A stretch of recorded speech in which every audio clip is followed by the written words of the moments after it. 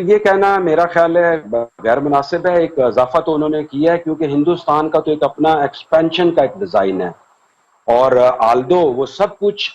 کر رہے ہیں چائنا کے خلاف مکمل طور پر ٹرینڈ ہو تو یہ ابھی میرے خیال میں اگلے سال کے شروع میں کہیں جا کے اگر کم از کم 12 سے 14 سے 15 جہاز آ جاتے ہیں تو تب کہیں جا کے یہ کوئی ایک افیکٹو فورس بنے گی. جہاز آ جاتے ہیں تو تب کہیں جا کے یہ کوئی ایک افیکٹو فورس بنے گی.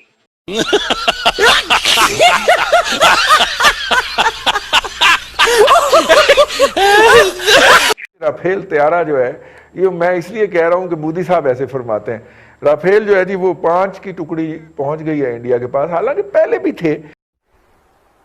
چل جھوٹا. رافیل طیارہ جو ہے یہ میں اس لیے کہہ رہا ہوں کہ مودی صاحب ایسے فرماتے ہیں. رافیل جو ہے جی وہ 5 کی ٹکڑی پہنچ گئی ہے انڈیا کے پاس، حالانکہ پہلے بھی تھے.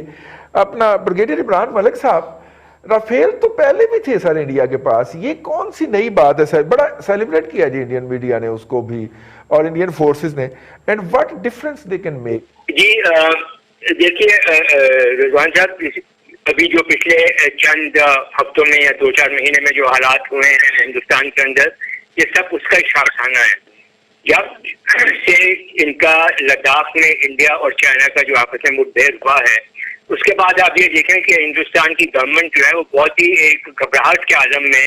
ریئیکٹ کر رہی ہے. سب سے پہلے تو وہ بھاگتے ہوئے گئے ماسکو اور وہاں پھر انہوں نے تقریباً 21 کے قریب SU MiG-29 کا سودا کیا ہے اور 12 SU-30 کا سودا کیا وہاں پہ. اور پھر ان سے ریکویسٹ یہ کی آئی کہ ہمیں وہ S-400 جو ہمارا اینٹی بیلسٹک میزائل سسٹم جو ہے اس کو ٹائم سے پہلے یا جلدی ہمیں بھجوایا جائے. اس کے بعد یہ فرانس گئے ہیں اور فرانس سے یہ 5 رافیل طیارے، ان کی ٹوٹل 36 طیارے جو ان کا کانٹریکٹ ہے، یہ 5 لے کر آج وہ 5 امبالہ ایئر بیس سے پہنچ گئے ہیں. اور اس کے علاوہ انہوں نے 100 hammer I think beyond visual range air to air missile جو ہیں وہ ان کا بھی سودا کر لیا ہے فرانس کے ساتھ. اب آپ یہ پوچھ رہے ہیں کہ ان کا افیکٹ کیا ہوگا. دیکھیں یہ 5 جو جہاز آئے ہیں اس کا کوئی خاطر خواہ جو کامبیٹ پوٹینشیل ہم جس کو کہیں یا کامبیٹ افیکٹونیس ہم جس کو کہیں انڈین ایئر فورس کی، امیڈیٹلی تو اس کا کوئی فرق نہیں پڑے گا. کیونکہ جب تک ایک خاص تعداد میں جہاز موجود نہ ہوں، ایک خاص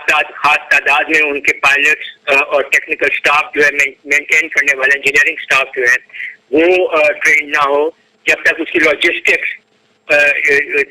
موجود نہ ہو، ایک پورا سیٹ اپ جو ہے انجینئرنگ کا مینٹین کرنے کے لیے اور ایک پورا سیٹ اپ جو ہے.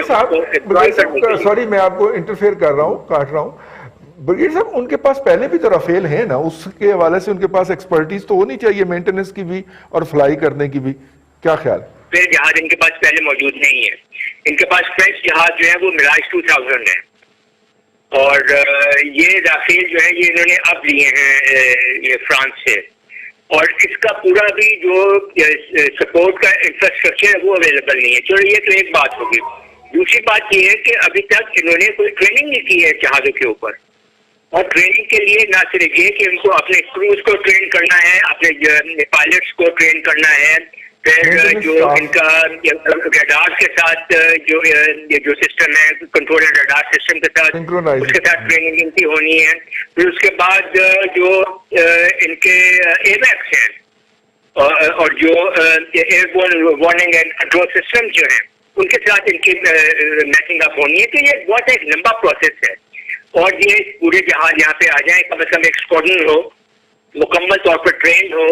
تو یہ ابھی میرے خیال میں اگلے سال کے شروع میں کہیں جا کے اگر کم از کم 12 سے 14 سے 15 جہاز آ جاتے ہیں تو تب کہیں جا کے یہ کوئی ایک افیکٹو فورس بنے گی. تو یہ سمبولک موو ایک ہے اور ود ان انڈیا آبویسلی اس کی بہت بڑی رائی ہوگی، مگر افیکٹولی ایک میدان جنگ میں یا میدان جنگ کے اوپر ہوا میں اس کا کوئی امیڈیٹلی بہت زیادہ امپیکٹ مجھے نظر نہیں آ رہا. کیونکہ جب تک اس کی تعداد پراپر نہ ہو، اس کی کروز کی پراپر ٹریننگ نہ ہو، پراپر لاجسٹک اور مینٹیننس کا بیک اپ نہ ہو، یہ افیکٹو نہیں ہو سکتے. تو یہ زیادہ سمبولک موو ہے اور میرے حساب سے تو جو انہوں نے ماسکو میں جا کے وہاں سے جلدی جلدی سامان خریدنے کی کوشش کی اور فرانس سے خرید رہے ہیں، یہ گھبراہٹ کے عالم میں کر رہے ہیں، کیونکہ اب ان کو اندازہ ہو چکا ہے کہ پوسٹ بالاکوٹ کے بعد پاکستان ایئر فورس نے ان کے ساتھ جو کیا، اور اس کے بعد اب جو چائنیز ان کے ساتھ یا پی ایل اے جو ان کے ساتھ کر رہی ہے لداخ میں، تو ہندوستان کو اب یہ اندازہ ہو گیا ہے کہ اس کی آرم فورسز جو ہیں وہ شاید اب اس پوزیشن میں نہیں ہے کہ وہ ایک قریب پاکستان جہاں چائنا کا مقابلہ کر سکے اور دونوں کا ایک ساتھ ٹو فرنٹ وار سینیریو میں، تو اس کا تو میرے خیال میں ان کو یقین ہو گیا کہ اب اس کے قابل نہیں ہے۔ تو بہرحال یہ ایک پہلا قدم لیا ہے انہوں نے اپنی ایئر فورس کو زیادہ اسٹرانگ کرنے کا۔ باقی کے 31 جہاز جو ہیں وہ بھی امید ہے کہ ان کو کہ وہ آ جائیں گے، جب یہ سارے پورے موجود ہو جاتے ہیں اور ان کا پورا پروسیس جو ہے انڈکشن کا، اور پھر جو ان کی سائنٹیفک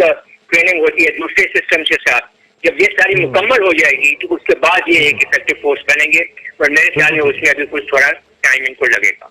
بالکل ٹھیک ہے،